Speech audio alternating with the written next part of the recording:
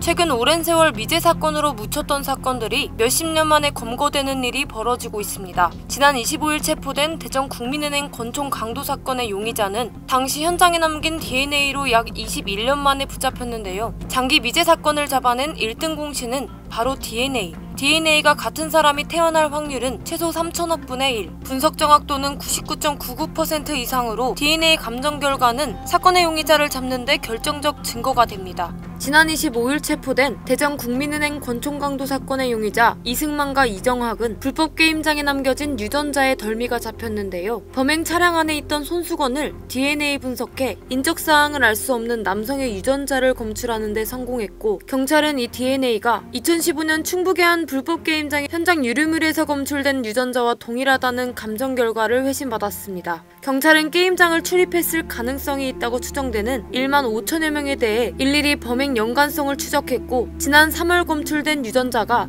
이정학의 것이라는 사실을 확인했습니다. 그렇게 사건 발생 7,553일 만에 지난 25일 용의자를 대전 모처에서 검거하는 데 성공한 것입니다. DNA 수사기법은 꾸준히 발전해 현재 수많은 장기 미제 사건을 해결할 주요 단서로 작용하고 있는데요. DNA를 통해 극적으로 잡힌 역대 살인 사건을 알아보겠습니다.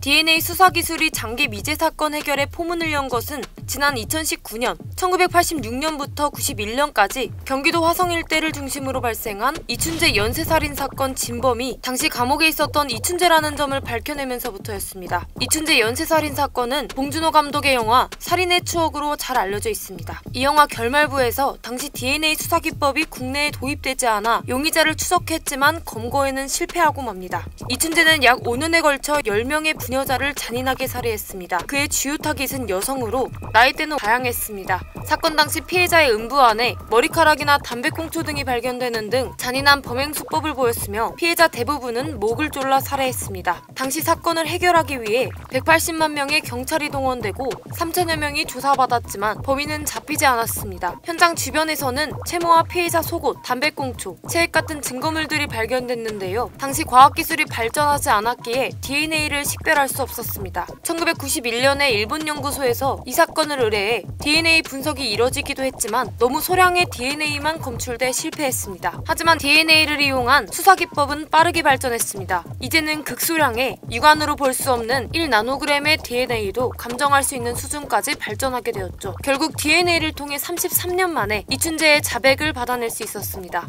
범인이 남기고 간 휴지뭉치로 20년 만에 해결한 사건도 있습니다. 2001년 제주도에 사는 피해자 집안에서 벌어졌던 강도 강간 사건. 인적이 끊긴 어두운 밤 창문으로 들어와 성범죄를 저질렀던 범인은 여러 마을에 걸쳐 범행을 반복했습니다. 범인이 남기고 간 유류물은 휴지 뭉치뿐. 지금처럼 CCTV가 없었고 작은 마을에 목격자도 없어 수사에 상당한 어려움이 있었습니다. 피해자가 두려움에 떨며 입을 닫아 진술도 받지 못한 사건이었죠. 이 사건은 20년간 미제로 남았는데요. 하지만 휴지 뭉치 속 정액에서 채취한 DNA를 분석해 2021년 3월 공소시효 만료 하루 전에 극적으로 용의자를 기소했습니다. 용의자는 지난 2009년 5월 강도 강간 등의 혐의로 징역 18년을 선고받고 수감 중인 50대였습니다. 아직도 해결되지 못한 채 남아있는 장기 미제 사건들, 나날이 발전하는 DNA 수사기법으로 또 어떤 사건을 해결할 수 있을지 관심이 모아지고 있습니다.